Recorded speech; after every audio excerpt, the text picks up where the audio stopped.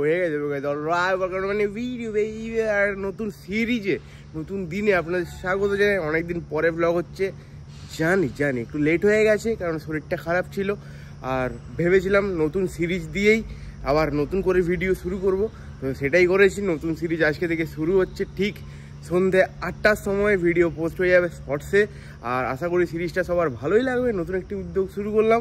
আর ব্যাপারটা হচ্ছে এই ছিল, ভিডিওটা পুরোটা দেখার অনুরোধ রইল, বড় ভিডিওটা, তাহলেই বুঝতে পেরে যাবে আজকে হচ্ছে বিগ অ্যানাউন্সমেন্ট যে সিরিজে কি হবে। আর তো চলো মজা হবে আজকে। মানে আপাতত আমি আছি ITI এর গ্রাউন্ডে। আর কেন এসেছি সেটা বলেই যে আমি এসেছি এক্সারসাইজ করতে, যেহেতু আমার শরীরটা খারাপ হয়ে গেছে, প্রেসার হাই, আর আমার ওয়েট আছে, কত আছে বলবো না, সেটা এক্সারসাইজের পরে দেখা হচ্ছে। বাকিটা অনেকটাই রিভিল করে দেবো, কারণ যেহেতু ভিডিও আসবে শর্টসের আধ ঘন্টা পরে, সেহেতু আজকে রিভিল করে দেবো যে কী হবে। আর তাহলে আপনারা বুঝতেও পারবেন, আপনাদের দেখার ইচ্ছাও বাড়বে। এই হচ্ছে, তারপরে এক্সারসাইজটা করে নিই, তারপর দেখা হচ্ছে। Stay tuned.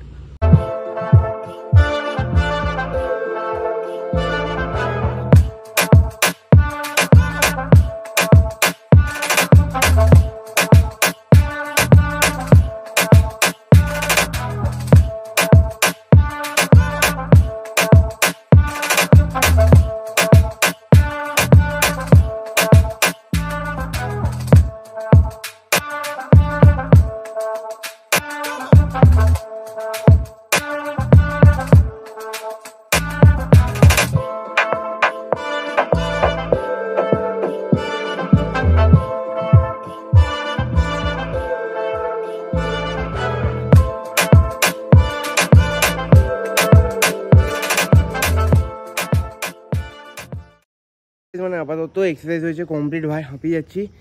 তাও বলছি যে বিগত 2 থেকে 2.5 বছর আমি এক্সারসাইজ অথবা এই কী বলবো ব্যায়ামের দুনিয়া থেকে অনেকটাই বাইরে। আগে আমি ক্রিকেট খেলতাম, অনেকেই জানো অনেকে জানো না। আবার মাঝখানটা আমি জিমও করতাম, তারপর জিম ছেড়ে দিলাম। তারপর শরীরের এই অবস্থা, রিসেন্টলি ধরা পড়েছে আমার প্রেসার, প্রচুরই হাই প্রেসার।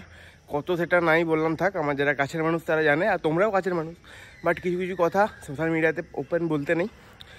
তো সেক্ষেত্রে ডাক্তার বলেছে ওয়েট কমাতে হবে, নাহলে হার্ট অ্যাটাক অথবা ব্রেন স্ট্রোকের চান্স আছে। তো দেন আমার ওয়েট আপাতত রিভিল করছি 110 কেজি। তো এখান থেকে আমাকে প্রায় 90 থেকে 80 কেজি অবধি নিয়ে যেতে হবে। কতদিনে নিয়ে যাব সেটা বলতে পারছি না। তো আমার এই ওয়েট লসের জার্নিটা আমি সিরিজ হিসেবে আপনাদের কাছে তুলে ধরছি। একটা যত দিন হতে পারে সিরিজটা, যতদিন না আমার ওয়েট 90 কেজি অথবা 80 কেজি হচ্ছে, অথবা আমার শরীরে আমার প্রেশারটা ব্যালেন্স হচ্ছে, তো ততদিন সিরিজটা চলবে। আশা করি আপনারা সিরিজের পাশে থাকবেন। আপাতত হাঁপিয়ে যাচ্ছি, বাড়ি যাবো, ছাতু খাবো, দেন আবার কথা হচ্ছে। চলো স্টে টিউন, আর পাশে দেখো ছোটো ভাইটার ভিডিওটা পুরোটা দেখো, আশা করি ভালো লাগবে। প্রায় এতদিন এক্সারসাইজের পরে একটু কষ্ট তো হচ্ছে, কিন্তু মনটাও ফুরফুরে লাগছে। অনেকদিন পর সকালে ওঠা হলো। শুধু এক্সারসাইজ নয়, আজকে এমন কিছু এক্সারসাইজ করিনি, কম করেছি। যে আজকে প্রথম দিন, আস্তে আস্তে ইন্টেন্স হবে, আস্তে আস্তে বাড়বে, অনেকগুলো এক্সারসাইজ বাড়বে। প্রথমে 5টা 10টা এমনি করে বাড়বে, রেপস বাড়বে, রেপিটেশন বাড়বে, সেট বাড়বে। আজকে প্রথম দিন যতটা পারলাম করেছি। শর্টসে 8টার সময় চলে আসবে, সবাই দেখবে, আমার যারা রেগুলার ভিউয়ার তারা তো দেখবেই। মনটা রিল্যাক্স লাগছে গাইস, একটু হাঁপানির কষ্ট হচ্ছে, তো অনেকদিন এক্সারসাইজ করিনি। এই হচ্ছে ব্যাপার। বাড়ি গিয়ে রেস্ট নিব মিনিমাম আধ ঘন্টা, তারপর কথা হচ্ছে। চলো, কাজও আছে আজকে অনেক, তো মজা হবে। দেখো আমার লাইফস্টাইলটা। A few minutes later. Guys মানে বেসিক্যালি এক্সারসাইজ করে এসে রেস্ট নিচ্ছিলাম, যেহেতু আজকে প্রথম দিন ছিল, একটু বেশি হাঁপাচ্ছিলাম আর কি।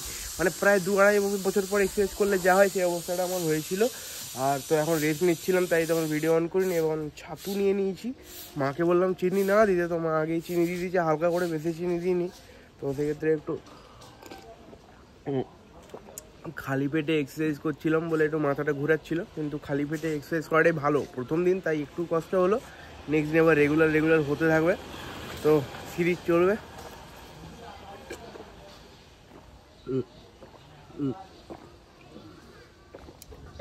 ছাতু খাওয়াও কমপ্লিট, আমার তাতাই উঠে গেছে হাই গাইস করতে। তো এদিকে তাতাই এদিকে আসছে পুতুল নিয়ে সকাল সকাল। তাতাই হ্যালো গাইস করে দাও তো, তাতাই বলো হাই গাইস। তো তাতেও সকালবেলা হাই গাইস করে দিয়েছে। এরপরে আমি যাব, আমার গাড়িটা হয়ে গেছে পাংচার, সেক্ষেত্রে আমার একটু প্রবলেম হচ্ছে। তো এবার গাড়িটা একটু সারাতে যাবো। তো চলো গাড়িটা দোকানে নিয়ে যাই। A few minutes later. তো গাইস মানে এখন ব্রেকফাস্ট বলছি, খাবার নিয়ে বসে পড়েছি। তখন ছাতু খাওয়ার পরে আর কিছু খাওয়া হয়নি, আর গাড়ি সারাতে গেছিলাম। তো এখনো দোকান খোলেনি, দোকানেও গেছিলাম, দোকানেও চাল নেই। তো সব ইয়েতে একটু বসেছিলাম এডিটের কাজে, ওই শর্টসটা সিরিজ এডিট করার জন্য। তো এইটাও কিছু মাথা মুন্ডু ঢুকছে না কী যে করবো।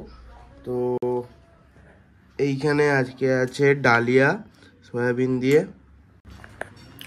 তো বেশি কিছু ডায়েট নয়, নর্মাল ঘরের খাবারই খাবো, শুধু সকালবেলা চপ মুড়ি বাদ দিয়ে একটু হেলদি ব্রেকফাস্ট রাখার চেষ্টা করেছি, এই হচ্ছে। তো চলো খেয়ে দিয়ে আসছি, দেখা যাক। এবার গাড়িটা এবার সারাতে যেতেই হবে ভাই, প্রচুর অসুবিধা হচ্ছে। তারপরে দেখা যাক কী করি। 2 hours later. মানে বাড়ির সামনের এই গ্যারেজটা এখনও খোলেনি, তো অন্য একটা গ্যারেজে যেতেই হবে, আজকে গাড়িটা সারাতেই হবে, নাহলে হবে না, প্রবলেম হচ্ছে। তো চলো এবার কোন গ্যারেজ খোলা পাই সেই গ্যারেজে গিয়ে গাড়িটা দেবো, আগে সারাতে হবে, নাহলে মন ভালো লাগছে না একদম। চলো। তো ঘুরে ফিরে মাথায় এলো এখানে পান্ডে অটো সেন্টার বলে একটা গ্যারেজ আছে। এটা আমাদের পূর্বাশা ক্লাব থেকে দুর্গাপূজা হয়, ঠিক উল্টো দিকে গ্যারেজটা। আমার একটা বন্ধুরই গ্যারেজ, আমি একদমই মাথায় ছিল না। তো দেন চেক করে দেখা গেল একটা এরকম নাট অথবা স্ক্রু ঢুকে গেছে, সেই কারণেই আমার গাড়িতে পাম্প থাকছিল না। এটা অনেক আগেই হয়তো আমি দেখেছিলাম, হয়তো আমার একটা বন্ধু দেখেছিল, আমাকে বলেছিল, কিন্তু আমি অতটাও গ্রাহ্য করিনি। আর সবথেকে বড় কথা, আমি খুঁজে পাইনি।